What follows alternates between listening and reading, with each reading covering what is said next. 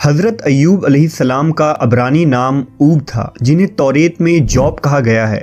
آپ کی پیدائش عرب کے شمال میں بصرہ نامی بستی میں ہوئی۔ حضرت ایوب کے والد کا نام اموس تھا۔ آپ کے والد حضرت اسحاق علیہ السلام کے نسل سے تعلق رکھتے تھے، جبکہ آپ کی والدہ حضرت لوط علیہ السلام کی بیٹی تھیں۔ محققین نے لکھا کہ حضرت ایوب کا زمانہ حضرت یعقوب اور حضرت موسیٰ علیہ السلام کے درمیان کا زمانہ تھا، یعنی تقریباً 1300 اور 1500 قبل مسیح کے درمیان۔ اللہ نے حضرت ایوب کو منصب نبوت پر فائز کیا اور آپ اپنے قبیلے کے سردار بھی تھے۔ حضرت ایوب کو اللہ نے بے شمار مال و دولت سے نوازا تھا۔ آپ کے مال و مویشیوں کی تعداد ہزاروں میں تھی اور خدمت گار اور نوکر چوکر سینکڑوں میں۔ بے شمار باغات اور کھیت کھلیان آپ کی ملکیت تھی۔ ایوب علیہ السلام نہایت ہی فیاض اور سخی انسان تھے۔ غریبوں کی امداد، فقراء و مساکین کی اعانت، بے کسوں کی دستگیری، بیواؤں اور یتیموں کی کفالت، مظلوموں کی فریاد رسی اور عام لنگر کھلانا آپ کا سب سے پسندیدہ عمل تھا۔ حضرت ایوب سے متعلق توریت میں ایک صحیفہ موجود ہے جس کا نام صحیفہ ایوب یعنی دا بک آف جوب ہے۔ آپ کی بیوی کا نام بی بی رحمہ یا لیا تھا، جو حضرت یوسف علیہ السلام کی بیٹی تھیں۔ آپ کے 7 بیٹے اور 3 بیٹیاں تھیں۔ حضرت ایوب لوگوں کو دین ابراہیمی کی تعلیم دیتے اور انہیں شرک و بت پرستی اور برے اعمال سے بچنے کی تلقین کیا کرتے اور آخرت پر ایمان لانے کی دعوت دیا کرتے تھے۔ آپ ہر وقت اللہ کی عبادت اور شکر گزاری میں مشغول رہتے کہ اللہ نے انہیں اتنی ساری نعمتوں سے نوازا ہے۔ روایت ہے کہ ایک روز فرشتے حضرت ایوب علیہ السلام کی اطاعت گزاری، عاجزی اور فرما برداری کی تعریف کر رہے تھے۔ اس پر ابلیس نے دعوے سے کہا کہ اللہ نے ایوب پر انعام و اکرام کی بارش کی ہے، اسی وجہ سے وہ نیک اور شکر گزار ہے۔ اگر اللہ اس پر مصیبت نازل کر دے تو وہ شکر ادا نہیں کرے گا۔ لہٰذا اللہ تبارک و تعالیٰ نے اپنے اس محبوب بندے کو آزمانے کا حکم سنایا۔ کچھ دنوں بعد حضرت ایوب پر مشکلات اور مصائب کے پہاڑ ٹوٹ پڑے۔ غلہ کے گوداموں میں اچانک آگ لگ گئی اور آپ کا سارا مال و اسباب جل کر راکھ ہو گیا۔ اس پر حضرت ایوب نے صبر کیا اور اللہ کی رضا میں راضی رہے۔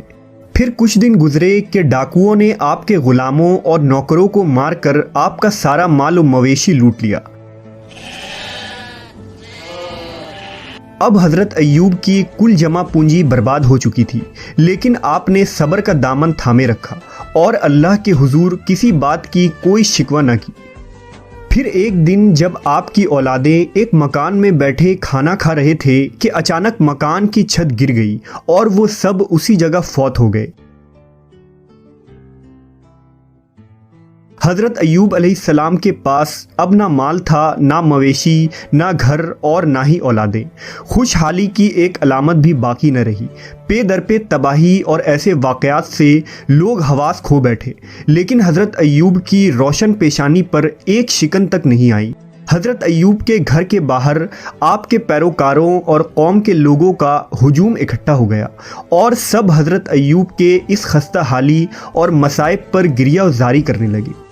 حضرت ایوب نے اس وقت فرمایا کہ میں اپنی ماں کے پیٹ سے برہنہ پیدا ہوا تھا اور برہنہ ہی دنیا سے جاؤں گا۔ یا اللہ، آپ نے مجھے یہ سب کچھ دیا تھا اور آپ نے ہی اپنی امانت واپس لے لی۔ حضرت ایوب کا سب کچھ ختم ہو چکا تھا، لیکن ابھی مزید سخت آزمائش سے گزرنا باقی تھا۔ کچھ دن بعد حضرت ایوب نے اپنے بدن میں خارش محسوس کی۔ آہستہ آہستہ یہ خارش ایک موذی بیماری میں بدل گئی۔ آپ کے پیروں کے تلوے سے لے کر سر کی کھال تک سارے جسم پر تکلیف دہ بڑے بڑے پھوڑے نکل آئے، جن میں ٹیسیں اٹھتی تھی تو آپ درد سے بے چین ہو جاتے تھے۔ آپ راکھ پر بیٹھے رہتے اور راکھ جسم پر ڈالتے رہتے تھے۔ اس موذی بیماری اور پھوڑے کو دیکھ کر حضرت ایوب کے عزیزوں اور رشتہ داروں نے آپ سے قطع تعلق کر لیا۔ لوگ آپ سے الگ ہو گئے اور آپ کے پاس آنا جانا بند کر دیا۔ اس مشکل وقت میں صرف آپ کی اہلیہ آپ کے ساتھ رہی۔ آپ کی زوجہ محترمہ نے بیمار شوہر کی تیمارداری میں کوئی کسر نہ چھوڑی، محنت مزدوری کر کے اخراجات پوری کرتی رہیں اور حضرت ایوب کی خوب خدمت کی۔ لیکن بیماری دن بدن بڑھتا چلا گیا۔ اسی دوران ایک دن شیطان ایک طبیب کی شکل میں حضرت ایوب کی بیوی کو ملا۔ انہوں نے اسے طبیب سمجھ کر علاج کی درخواست کی تو شیطان نے کہا میں ان کا علاج کر دوں گا، لیکن اس شرط پر کہ اگر ان کو شفا ہو جائے تو یوں کہہ دیں کہ تو نے شفا دی، میں اور کچھ نذرانہ نہیں چاہتا۔ حضرت ایوب کی بیوی نے آپ کو اس طبیب کے متعلق بتایا تو حضرت ایوب نے فرمایا کہ وہ تو شیطان تھا، میں عہد کرتا ہوں کہ اگر اللہ مجھ کو شفا دے تو میں تجھ کو 100 قمچیاں ماروں گا، کیونکہ تو اس کی باتوں میں آ گئی۔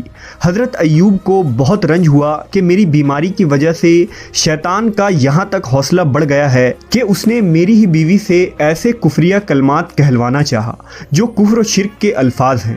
اسی طرح وقت گزرتا رہا، آپ کی تکلیف بڑھتی چلی گئی، جسم کا کوئی حصہ بھی پھوڑوں سے محفوظ نہ رہا۔ حضرت ایوب شہر کے ایک ویران کونے میں جا بسے۔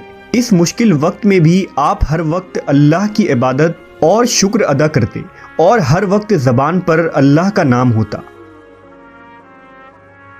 اب تکلیف اتنی زیادہ بڑھ گئی کہ آپ کا گوشت جسم سے جڑ چکا تھا اور صرف ہڈیاں اور پٹھے رہ گئے تھے۔